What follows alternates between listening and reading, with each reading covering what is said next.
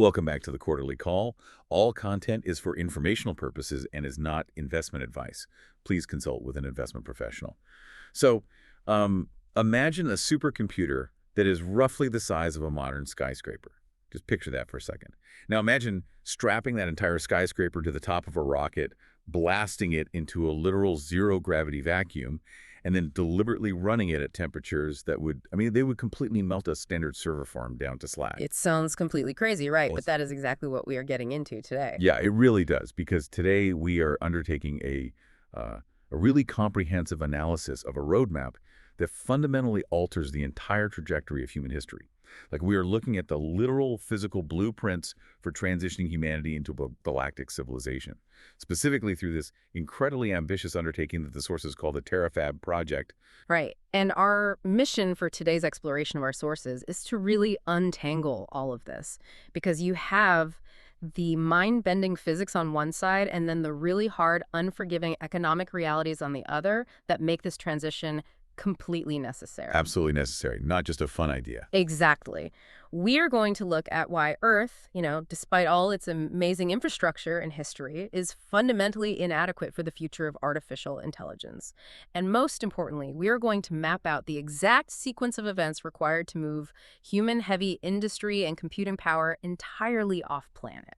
Because if the engineering models we are examining actually hold true, and they make a very strong case, this specific sequence of events is really the only path that ultimately creates an age of absolute, just unprecedented material abundance for you, me, and everyone else. Yeah, and it's so easy to hear phrases like galactic civilization and immediately just file them away in the science fiction drawer of your brain. Oh, 100%. You think of like warp drives and laser battles and aliens. Right. Right. But what we are dissecting today isn't fiction at all. It is hard industrial engineering. It's about supply chains, payload mass fractions, thermodynamics, all that gritty stuff. But before we get into the massive technology required to build this out, we really need to set the stage for you. Yeah, we have to understand the severe, hard physics limitations of our current planetary reality. Because I think we all have this bias where we live here, so we think Earth is everything. It requires a really profound psychological shift to even process the numbers we are looking at. We naturally tend to view Earth as this vast, boundless arena.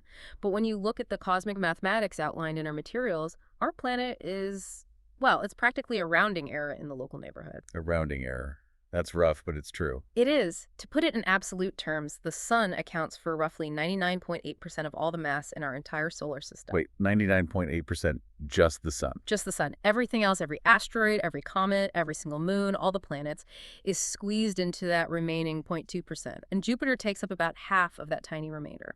So where does that leave us? Well, Earth is relegated to this microscopic miscellaneous category. We are essentially a tiny speck of heavy dust just floating in this vast darkness. Think about the sheer scale of this for a second. Yeah. Because if you look out your window at the oceans, the continents, the billions of people, the massive cities, we inherently view that as everything. Right. It's our whole world. But in the context of the solar system's actual available resources, we are living on a microscopic crumb.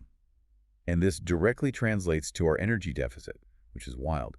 The materials reference the Kardashev scale, which, for those who might just know it as a buzzword. Yeah, it gets thrown around a lot in sci-fi. Right. It's basically a framework devised in the 1960s by a Soviet astrophysicist to measure a civilization's level of technological advancement based entirely on the raw amount of energy it's able to harness. Precisely. The core logic behind the Kardashev scale is that energy is the ultimate currency of the universe. Nothing happens without it. According to the scale, a Type 1 civilization is one that has managed to harness and utilize all of the energy that reaches its home planet from its parent star. Okay, so you might look at our global power grids, our huge nuclear plants, our sprawling solar farms, and assume humanity must surely be, knocking on the door of Type 1 status, right? You would think so, but the reality is we aren't even registering properly on the scale yet. The data points out that humanity currently captures only about 500 millionth of the sun's energy that actually strikes our atmosphere. 500 millionth. Yeah. And if you look at our total planetary electricity production, like every single coal plant, every hydro dam, every nuclear reactor combined across the globe, it amounts to roughly 1 trillionth of the sun's total energy output. 1 trillionth. I mean, that number is so small, it is functionally meaningless to the human brain. We can't picture a trillionth of anything. Let's try to visualize the mechanism of this failure for you listening. Imagine you are stranded in a barren desert, completely parched. You're literally dying of thirst. Okay, pretty grim, but go on. Now imagine there's a fire hose the size of the Pacific Ocean, blasting fresh water right in front of you. But instead of tapping into that roaring ocean-sized stream, you are trying to hydrate yourself by running around the desert with a tiny metal thimble, desperately trying to catch a single microscopic drop of water that occasionally splashes off the main flow. While completely ignoring the ocean roaring right next to you. Exactly. That is humanity's current approach to power generation. It's absurd when you look at it that way. It is a devastatingly accurate analogy, though, and it brings us to a crucial point about how we view future energy solutions, because our sources specifically address a very common counterargument that always pops up in these energy discussions, which is the promise of terrestrial fusion. Right, the holy grail of clean energy. Exactly. The popular narrative suggests that if we can just crack the code on building functional, economically viable fusion reactors right here on Earth, our energy scarcity ends forever, and we never, ever need to leave the planet. Wait, hold on. Let me push back on that for a second, because the promise of fusion is massive. I mean, why wouldn't that solve everything? If we have a working fusion reactor in Texas, another in France, another in Japan, providing unlimited clean energy to the grid, why go to all the trouble of blasting infrastructure into a literal vacuum? It's a fair question. Because, I mean, the math on abandoning terrestrial fusion sounds completely upside down to me. It sounds upside down until you look at the fundamental mechanism of what a fusion reactor actually is. Think about it. A terrestrial fusion reactor, like a tokamak, is essentially an attempt to build a tiny, artificial star inside a massive, incredibly complex, hyper-expensive magnetic bottle. Right, you have to contain the plasma somehow. Exactly. You have to use immense amounts of energy just to power the electromagnets to contain the superheated plasma so it doesn't touch the walls and melt the whole facility. The argument presented in the comprehensive analysis is that generating power on Earth, even if it is perfectly efficient fusion power, is entirely insignificant and, honestly, economically inefficient compared to simply harvesting the sun's existing output out in space. Oh, I see. Why spend unimaginable resources trying to perfectly engineer artificial suns on a dust mote when there's a colossal, perfectly functioning, naturally occurring fusion reactor sitting right in the middle of our solar system? Precisely. The sun is already doing all the hardest parts of the physics for us. Because the sun uses gravity to contain its plasma, which is completely free, it doesn't need supercooled, superconducting electromagnets to hold the reaction together. It just uses its own massive gravity well. Exactly. It accounts for 99.8% of all available mass and is pumping out free energy in every single direction, constantly. The problem humanity faces isn't generating power. The problem is our location relative to the power that already exists. So if the math basically proves Earth is a physical dead end for energy capture, what's the actual blueprint to get off it? Because the data points to this massive, unprecedented industrial pivot. I mean, if we increase our entire civilization's power output on Earth by a factor of 1,000,000, which would require paving over natural habitats, boiling rivers for cooling water, and stretching our grid to the absolute breaking point, we would still only be capturing 1,000,000th of the sun's total energy. Right. The ceiling for growth on Earth is just hard and unforgiving. You can't negotiate with thermodynamics. So that fundamental realization is what drives the pivot toward this specific hardware project designed to bridge this impossible gap. Yes, and because terrestrial energy is a dead end for civilizational scaling, the analysis focuses heavily on the Terafab roadmap. The stated objective here is just staggering. They want to physically generate 1 terawatt of computing power per year. Okay, let's break down what a terawatt actually means, mechanically speaking, because it's a huge word. A terawatt is 1,000,000,000,000 watts. To put that in perspective for you, the entire global electricity consumption of all of humanity across every country, every city, is roughly around 3 terawatts. It's just 3 total. Right. So we're talking about building an infrastructure that adds 1/3 of humanity's total historical power draw every single year, dedicated entirely to artificial intelligence and advanced computing. Which is mind-blowing. It is, but you cannot achieve a goal that colossal by just hiring more software engineers in Silicon Valley and renting some cloud space. The roadmap outlines that this project strictly requires the merging of three distinct, highly specialized, massively capital-intensive sectors. And those are aerospace logistics, advanced robotics and automotive manufacturing, and bleeding-edge artificial intelligence. This corporate trifecta is fascinating to me because it represents a forced synthesis of disciplines that usually operate in completely separate, often antagonistic silos. They really do. You have the aerospace sector, tasked with heady lift capabilities, orbital mechanics, and propulsion, making sure things actually get up there. Yeah. Then you have the automotive and robotics sector, which specializes in relentless mass manufacturing, battery efficiency, physical automation stamping out parts by the millions. Right, the supply chain masters. Exactly. And then you have the AI sector, focused purely on neural networks, logical architecture, and software optimization. But I have to challenge the feasibility of integrating these cultures. Think about the sheer friction involved here. You have an aerospace engineer whose entire industry is built on a culture of extreme risk aversion. Oh yeah, they check everything 10 times. They have to.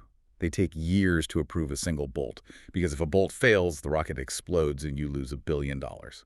But then, on the completely opposite end of the spectrum, you have AI developers whose entire ethos is move fast and break things, deploying software updates daily, sometimes hourly. It's a huge culture clash. Trying to get those two fundamentally opposed engineering cultures to sync up into a single cohesive organism working on one unified terawatt project seems like an absolute recipe for organizational chaos. You are absolutely right to highlight the cultural and logistical friction there. It's a very real problem.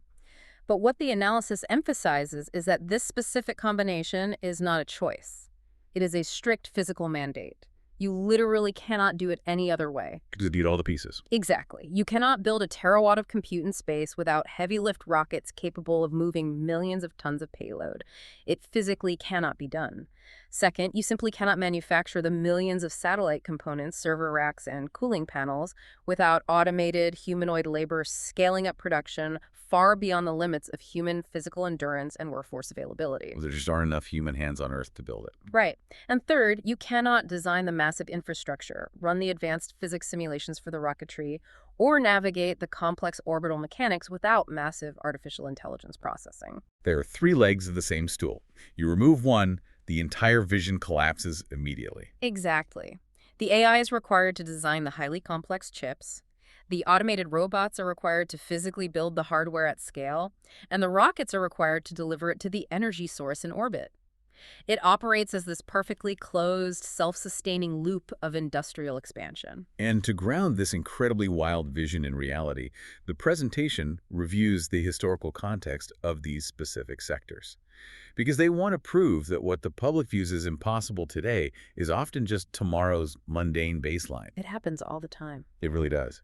The materials remind us that not too long ago, the general consensus, even among the highest levels of traditional automotive executives, was that electric vehicles would never amount to anything economically viable. Right, the battery chemistry was considered way too heavy, and the manufacturing costs were just insanely high. There were virtually no mass-market electric cars available. And yet, today, the data shows production rates of 2 million electric vehicles annually from a single major manufacturer. The fundamental physics of the battery didn't change. The engineering just iterated past the bottleneck. And we saw the exact same pattern with aerospace. Conventional wisdom insisted for decades that economically viable, reusable rockets were a complete fantasy. Oh yeah, they thought the thermal stresses on re-entry were too extreme. Right, they said the materials were too fragile, and the required mathematical precision for a vertical landing on a barge in the ocean was just too complex to calculate reliably. And what happened? Well, the data points out that we have now witnessed over 500 successful routine rocket landings.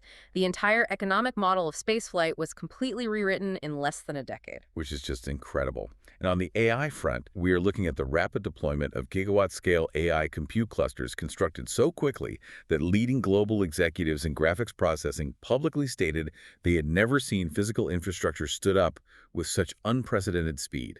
So the historical precedent for achieving the impossible is definitely there. It is. But that closed loop of rockets, robots, and AI brings us to the next massive, unavoidable hurdle. Because even if you have the perfect corporate synergy, the actual physical supply chain on Earth presents a catastrophic bottleneck to this terawatt goal. we really need to talk about Earth's manufacturing limits, which are shockingly constrained. The statistics regarding our current global output are truly sobering when you look at them. Right now, the entire global output for AI computing sits at roughly 20 gigawatts per year. 20 gigawatts. And remember, the project goal is 1 terawatt, which is 1,000 gigawatts. Right. So when you add up the output of every single combined fabrication plant on Earth today, every major legacy chip fabricator spread across the globe, they can collectively only supply about 2% of the silicon needed for this space compute project. 2%. That is wildly low.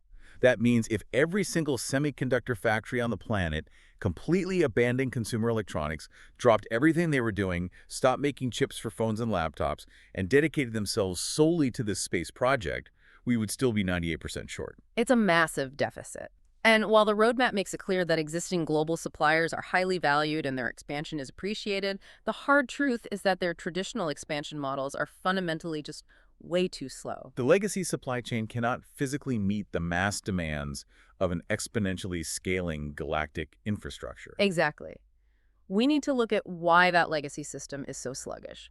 The traditional model of semiconductor manufacturing involves a highly fragmented, geographically distributed supply chain that was really born out of globalization. Right. Everyone specializes in one tiny part of the process. Exactly. You have silicon ingots produced in one country. Those ingots are sliced into wafers and then shipped across an ocean. The highly complex lithography equipment is designed and built in another country entirely. The actual printing of the nanoscale circuits happens overseas somewhere else.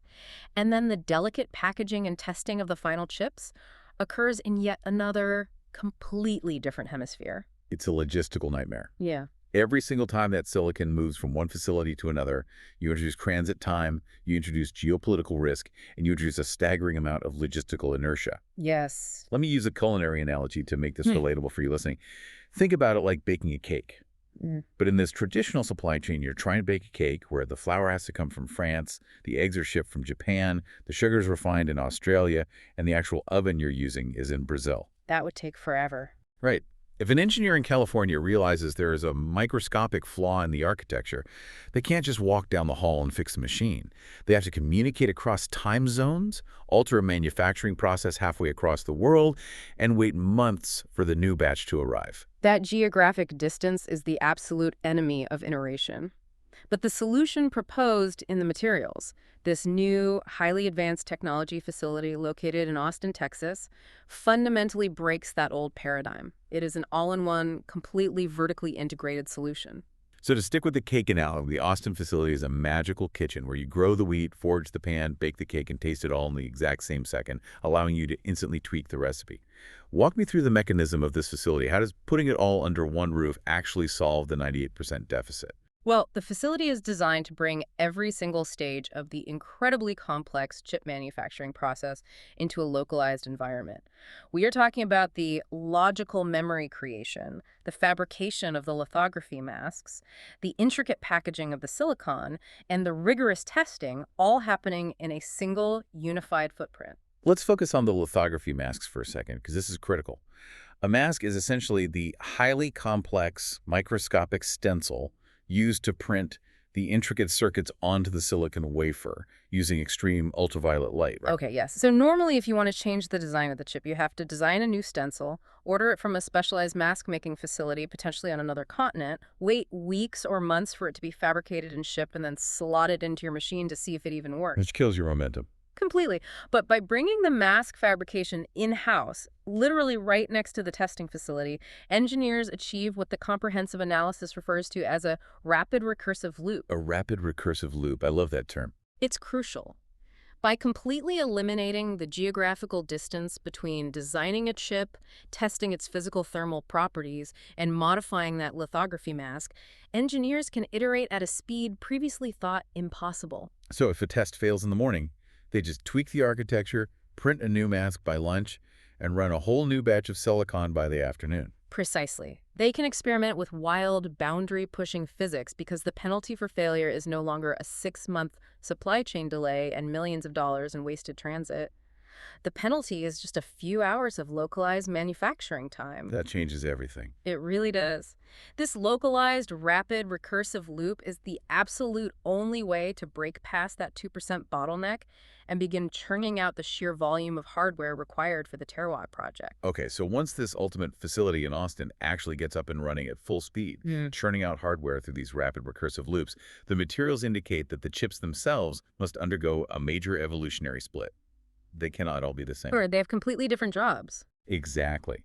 The hardware is going to diverge into two entirely different lineages based on where they are ultimately destined to live. We are looking at a hard fork in the evolution of silicon, Earth versus space. This is a critical engineering divergence. The presentation details two primary types of chips being designed. The first lineage is optimized specifically for edge inference. Let's define edge inference for a second because it's vital to understand this. When you ask a digital assistant on your phone a complex question, your phone isn't actually doing the thinking. No, it doesn't have the juice for that. Right. It sends your voice recording to a massive cloud server hundreds of miles away. The server does all the heavy processing and sends the answer back to your phone. But edge inference means the chip is designed to process massive amounts of data locally, right at the edge of the network, without constantly needing to ping a central server. Right. And these high-powered edge inference chips are primarily destined to function inside terrestrial vehicles and, most importantly, inside the physical brains of autonomous humanoid robots. Which makes sense, because a robot carrying a heavy load, maybe walking up a flight of stairs, cannot afford the latency of waiting for a cloud server in another state to tell it how to balance if it trips. Exactly. By the time the signal comes back, the robot has already fallen down the stairs. It needs to calculate the physics of its own body in real time, instantly. And we really need to pause here and talk about the staggering, almost unbelievable scale of this anticipated robot boom. We think of the global automotive industry as this massive, planet-spanning behemoth.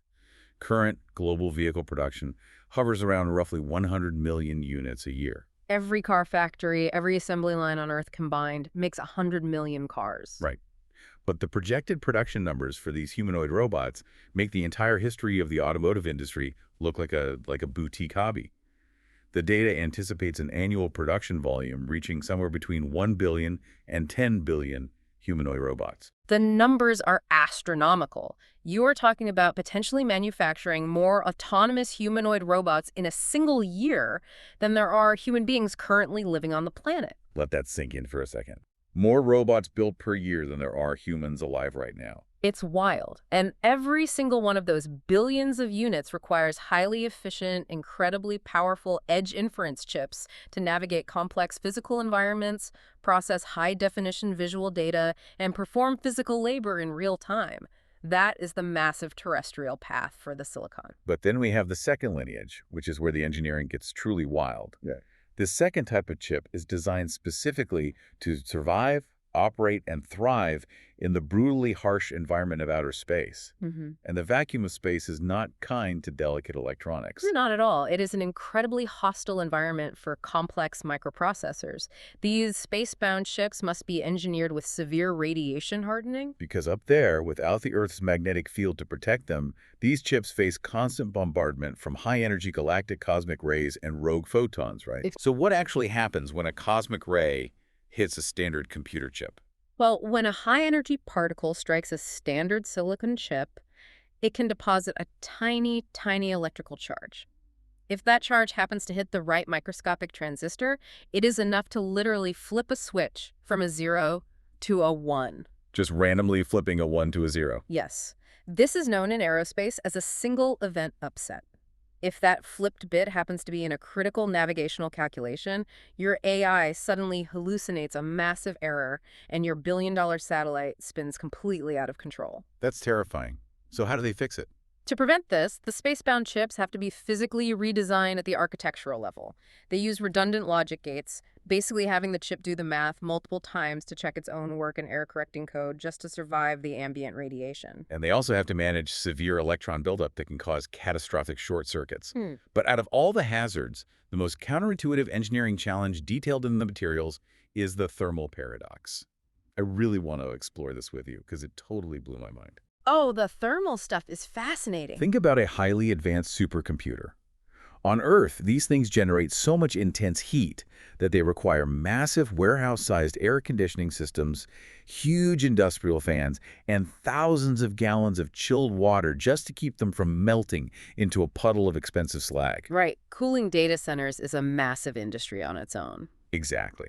Now, take that exact same supercomputer and put it in the vacuum of space. There is no air. There is no water. There is absolutely no physical medium to carry the heat away through convection. If you turn on a massive supercomputer in a vacuum, how do you prevent it from instantly incinerating itself? It is a phenomenal physics problem. Because there is no air to blow across a heat sink and carry the heat away, convection is entirely impossible. You can't use fans. The only way to cool a computer in space is through thermal radiation. So you have to, like, glow the heat away. Essentially, yes. You have to literally radiate the heat away as infrared light into the deep cold of the cosmos using large external panels called radiators. It's exactly like trying to cool down a boiling cup of coffee inside a perfect vacuum flask. The heat has nowhere to go except slowly radiating out as light. Okay, so you have to build massive radiators. But every single ounce of mass you add to the radiator makes the rocket heavier and vastly more expensive to launch. Exactly. Mass is everything in aerospace. And here is the brilliant, incredibly counterintuitive compromise of space engineering. According to the laws of thermodynamics, specifically the principles governing blackbody radiation, the hotter an object is, the exponentially more efficiently it radiates heat into a cold environment. Wait, exponentially? Yes, radiation scales to the fourth power of temperature. Meaning if you double the temperature, you don't just double the heat rejected, you radiate it 16 times faster. Spot on, 16 times faster. So the engineers will deliberately design these spacebound ships to run at significantly higher baseline temperatures than their Earthbound counterparts. They intentionally make them run hot. Exactly. By engineering the chips to survive running incredibly hot, they drastically increase the rate of heat rejection. And because they are radiating heat so much faster, they can massively shrink the physical mass and size of the radiators needed to cool them. It's brilliantly backwards. You intentionally make the chip run hotter so that you can use a smaller cooling system. And minimizing mass is everything when you have to strap these things to a rocket. Constraints breed innovation. And this extreme thermal engineering is critical because the data clearly analyzes that the vast majority of future compute power must eventually live in orbit. Earth simply lacks the physical real estate and the massive power generation capacity required. Because we just don't have the juice. Right. The presentation predicts that terrestrial compute might max out at roughly 100 to 200 gigawatts annually due to severe planetary constraints. The full terawatt, the massive civilization-scale artificial intelligence, has absolutely no choice but to reside in the vacuum of space. Okay, so let me play devil's advocate again here. Designing custom, high-heat, radiation-hardened microchips that survive high-energy particle bombardment in a vacuum sounds obscenely expensive. Custom aerospace hardware is notoriously the most expensive hardware on the planet. It definitely used to be. But the analysis reveals a surprising economic twist. A twist that basically dictates the entire future of our infrastructure. Space actually becomes cheaper. Walk me through the math on how a literal vacuum becomes cheaper than Texas real estate. It happens through what we can call an economic inversion. To understand why space ultimately becomes the cheaper option, we first have to look at the severe mounting penalties associated with expanding terrestrial power grids. Building anything massive on Earth is becoming exponentially more difficult and expensive every single year. The roadmap outlines a whole laundry list of Earth's terrestrial penalties. First, you have NIMBYism not in my backyard. A huge hurdle. Local populations actively and effectively resist the construction of massive power plants, high-voltage transmission lines, or giant data centers near their homes. Permitting a single transmission line can literally take a decade in litigation alone. And then you have there is no night cycle if you position your solar arrays in the correct high orbits. Furthermore, the materials point out a crucial detail. Solar panels in space gather at least 5 times the raw energy they would on the ground. 5 times the energy from the exact same panel, just by moving it up into orbit. Yes, because in orbit, the panels are facing the sun directly, continuously, with absolutely zero atmospheric attenuation. There are no clouds, there's no dust, no smog, and no atmospheric scattering to dilute the solar photons before they hit the photovoltaic cells. You are drinking directly from the source. Wow. And here is where the concept of shedding the weight drastically alters the economics even further. Because there is no night cycle in these specific orbits, space-based solar arrays don't require thousands of tons of heavy, expensive, environmentally toxic lithium-ion batteries to store power for the nighttime. Which is a huge cost savings. Massive. The power flows continuously into the compute clusters. Furthermore, because there is no weather in a vacuum, there's no hail to shatter the glass, no hurricane-force winds to rip the mounts out of the ground, no torrential rain. You don't need heavy glass casings or massive structural steel framing to protect the solar panels. You can use incredibly thin, lightweight, highly efficient film materials that just unroll. Space solar is actually significantly cheaper to physically manufacture than terrestrial solar because you completely strip away all the heavy protective armor that Earth's chaotic atmosphere demands. I love the image that conjures for you listening. Think about it. Building massive data centers and power plants on Earth is basically like trying to build a super tall glass skyscraper in the middle of a crowded, hyper-regulated, politically volatile, stormy city center. Every single square foot is fought over in court, the permits take years, the grid interconnections take a decade, and the weather constantly delays construction. It's a nightmare. But space, by comparison, is an infinitely flat, perfectly sunny, completely tax-free, regulation-free desert just waiting for development. And what's truly shocking is the aggressive timeline the roadmap attaches to this economic shift. We aren't talking about 50 years in the future where our grandchildren might figure it out. The strict economic prediction in our sources is that within just 2 or 3 years, the total cost to physically deploy artificial intelligence infrastructure in space will drop completely below the cost of terrestrial deployment. 2 or 3 years, that is tomorrow in infrastructure time. That is the economic inversion point. Within roughly 36 months, it becomes cheaper to put a supercomputer on a rocket and blast it into orbital space than it is to buy land, navigate local zoning laws, build a massive cooling facility, and hook it up to a strained, aging power grid here on Earth. That's a critical. Space offers naturally increasing economies of scale. The more rockets you launch and the more infrastructure you build, the cheaper it gets per unit. Earth, conversely, offers severe diminishing returns. Every new terrestrial gigawatt is harder, more politically fraught, and vastly more expensive to extract than the last one. Once those cost curves cross, space becomes the absolute default economic choice for all heavy compute. But getting to that point where space is the default choice still requires getting the physical material off the ground. And the logistics of moving that much mass are staggering. The economics might heavily favor putting AI in space, but getting it there requires an unprecedented logistical pipeline. We are talking about mastering the logistics of the heavens. The documents outline what we can refer to as the 10 million ton mandate. 10 million tons. Yes. To actually physically achieve the goal of a terawatt of compute operating in space, we have to look at the mass-to-power ratios. Assuming a ratio where 1 ton of payload yields about 100 kilowatts of compute power, you need to lift roughly 10 million tons of physical material into orbit every single year. I want to calculate what 10 million tons actually looks like, because human brains just aren't built to understand a number that big. Let's use a terrestrial landmark. The entire Golden Gate Bridge, with all its steel and concrete and cables, weighs roughly 880,000 tons. Okay, so that's a lot of mass. So we are talking about launching the equivalent mass of more than 11 Golden Gate bridges into orbital space, completely defying gravity, every single year. It is an exercise in extreme brute force scale, and the delivery vehicles tasked with this mission have to be equally monolithic. The presentation describes upcoming iterations of heavy-lift rockets that are capable of lifting 200 tons of payload to orbit in a single reusable trip. 200 tons? Right. They use that standard 5'11" humanoid robot as a visual scale reference next to the rocket in the presentation, and it is comical. The robot looks like a tiny ant standing next to a gleaming skyscraper. And the roadmap notes that future versions of these specific rockets will make the current, already massive iterations look tiny by comparison. But let's run the math on the actual launch cadence, because this is where the reality of the operation really sets in. 10 million tons a year, divided by 200 tons per launch.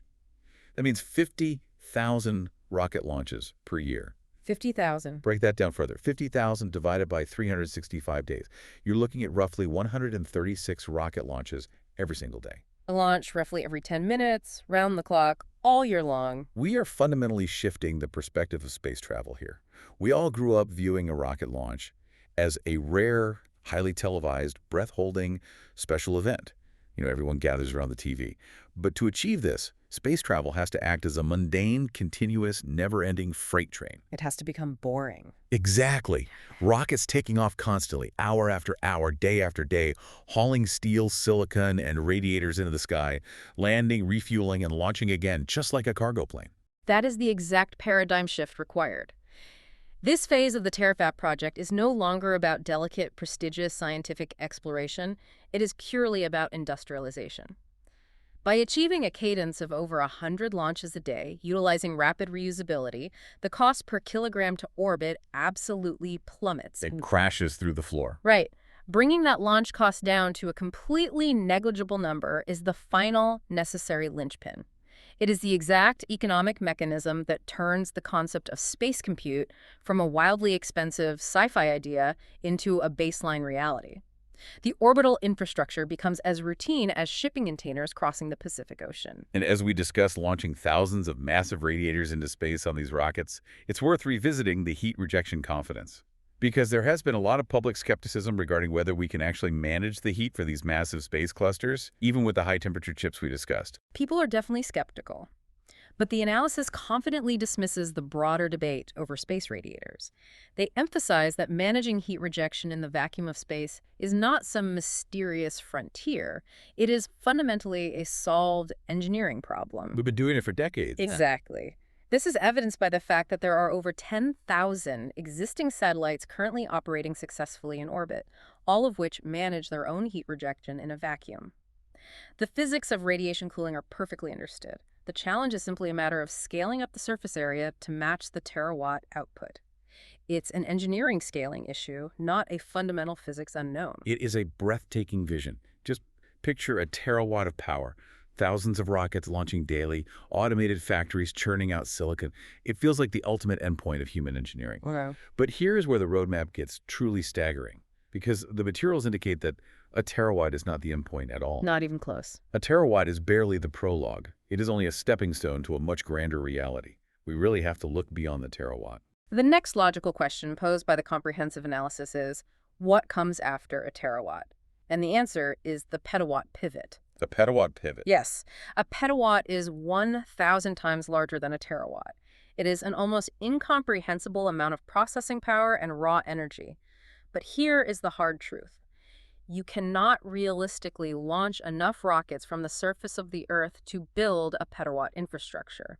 Even with rapid reusability and cheap launches, the Earth's gravity well is simply too deep, and the atmospheric constraints are too high. Right. I mean, trying to launch 1 billion tons from Earth would likely overwhelm the atmosphere and the logistics chain entirely. So the vision shifts outward. To build a petawatt, humanity must utilize the closest massive resource available: the moon. The moon. This is where the physical engineering gets incredibly creative and highly efficient. Because the moon has absolutely no atmosphere and possesses only 1/6 of Earth's gravity, you don't actually need explosive chemical rockets to launch heavy payloads off its surface. No. The sources describe the concept of building an electromagnetic mass driver directly on the lunar surface. Okay, explain the mechanics of a mass driver for me. How do you launch something into space without a rocket? An electromagnetic mass driver is essentially a massive, high-tech catapult built along the lunar regolith. It uses highly powerful linear induction motors, very similar to the technology used in magnetic levitation trains, to accelerate payloads along a long trek to incredible speeds. Okay, but if you tried to build this on Earth, the thick atmosphere would cause immense friction, literally incinerating any payload moving that fast, right? Yes, it would burn up instantly, and the heavy gravity would pull it right back down anyway. But on the moon, there is no air resistance to burn up the payload. Exactly. On the moon, a mass driver constructed entirely by the combined efforts of human engineers overseeing vast armies of automated humanoid labor can utilize the local lunar materials to build solar arrays and compute clusters right there. Then it can literally accelerate those massive payloads along the magnetic track until they reach lunar escape velocity. Which is much lower than Earth's. Much lower. It's only about 2.4 kilometers per second compared to Earth's 11.2 kilometers per second. The mass driver shoots the payload silently and incredibly efficiently directly into deep space, perfectly positioning the infrastructure into orbit. Imagine standing on the surface of the moon, looking out over a massive automated industrial complex, watching an endless stream of silicon servers and solar arrays being fired silently into the void by a giant magnetic railgun. It's unbelievable. And the underlying purpose of this massive lunar expansion connects perfectly back to the Kardashev scale we discussed at the very beginning of the show. It does. It all ties together. Reaching this petawatt milestone pushes humanity toward finally utilizing a meaningful fraction, specifically a millionth of the sun's total energy output. And harnessing a millionth of the sun's energy has profound, almost unimaginable economic implications. You have to remember that energy is the fundamental currency of all physical work. Every good, every single service, every piece of infrastructure requires energy to create. It's the baseline cost of everything. Exactly. So if you multiply the available energy of a civilization by 1,000,000, you effectively translate that into a productive economy that is 1,000,000 times larger than Earth's current global economy. An economy a million times larger than what we have today. That kind of unimaginable wealth fundamentally breaks the concept of economics as we know it. We currently live in a society defined entirely by scarcity. Economics is literally the study of how to allocate scarce resources. Right. Deciding who gets what because there isn't enough for everyone. But the materials discuss the profound societal implications of this new, massive abundance. They draw parallels to classic science fiction visions of post-scarcity societies. We are exploring a highly realistic future where immense artificial intelligence powered by the sun and highly advanced robotics can meet literally every conceivable human need. In a society backed by a millionfold economic multiplier, the cost of raw materials, manufacturing labor, and transportation rapidly approaches absolute zero. Because the robots do it all for free with free solar power. Exactly. The presentation emphasizes a specific, really evocative example to illustrate this new reality. A future where taking a physical vacation to sail through the rings of Saturn is not an exclusive luxury reserved for the ultra-rich. It becomes something freely available to anyone who desires it. And why? Because the robots built the ship for free, the sun provided the energy to move it for free, and the AI calculated the trajectory for free. Exactly. The productive capacity, the raw energy, and the automated labor exist in such overwhelming, infinite abundance that denying someone the trip makes no logical or economic sense. Traditional money essentially becomes obsolete when the cost of producing everything is basically zero. So let me use one last analogy to really lock in what this all means for human existence. It's exactly like unlocking creative mode in a video game. Currently, humanity is playing on survival mode. We are constantly grinding for basic resources, chopping wood, mining stone, trying to gather enough fuels just to survive the winter, fighting over scraps of land. It's stressful, it's highly competitive, and it's a zero-sum game. If I take the wood, you don't have the wood. Exactly. But this Terafab roadmap, culminating in lunar mass drivers and petawatt energy arrays, essentially enters the cheat code for infinite inventory. That is a brilliant way to frame it. You no longer have to grind for survival. You have infinite resources. And when you have infinite resources, that fundamentally changes the entire purpose of playing the game. It changes everything. It changes the entire purpose of human existence from anxious survival and resource hoarding to pure exploration, scientific discovery, and creativity. It is a profound philosophical shift, moving from a zero-sum, resource-scarce terrestrial economy where my gain inherently must be your loss, to an infinite-sum, energy-rich solar economy represents what is arguably the most optimistic, exciting, and morally necessary path forward for human civilization. It removes the foundational causes of territorial conflict, resource deprivation, and poverty. It really is a staggering journey we've taken through these materials today. We started by confronting Earth's microscopic energy footprint and the hard limits of terrestrial fusion. We examined the immediate terrestrial bottleneck of microchip manufacturing and watched as the Austin facility shattered those constraints with its rapid recursive engineering loops. We analyzed how the silicon physically diverges, diving into the thermal paradox of cooling supercomputers in a vacuum by intentionally running them hotter. And we saw the economics of data centers literally flip upside down, making the cold, sun-drenched vacuum of space the cheapest real estate available anywhere. We visualized tens of thousands of reusable rockets acting as a cosmic freight train, launching every 10 minutes. And finally, we looked at utilizing the moon itself as an electromagnetic slingshot to build a petawatt array, arriving at the promise of a post-scarcity galactic society where the rings of Saturn become a weekend getaway. And as we conclude this comprehensive analysis, there is a final vital question that arises from all of this data, something for you to ponder on your own long after we finish speaking today. If this ambitious roadmap succeeds, if humanity successfully outsources all of its heavy industry, its massive computing power, and its resource extraction to the silent, lifeless vacuum of the solar system, what happens to Earth? That's the big question. Does our home planet effectively become a pristine, carefully preserved garden? Or does it become a quiet historical museum once the noisy, dirty, frantic business of survival is finally moved out to the stars? Thank you so much for tuning into the Quarterly Call. For more episodes, please remember to rate and follow our show. Until next time, stay curious and stay informed.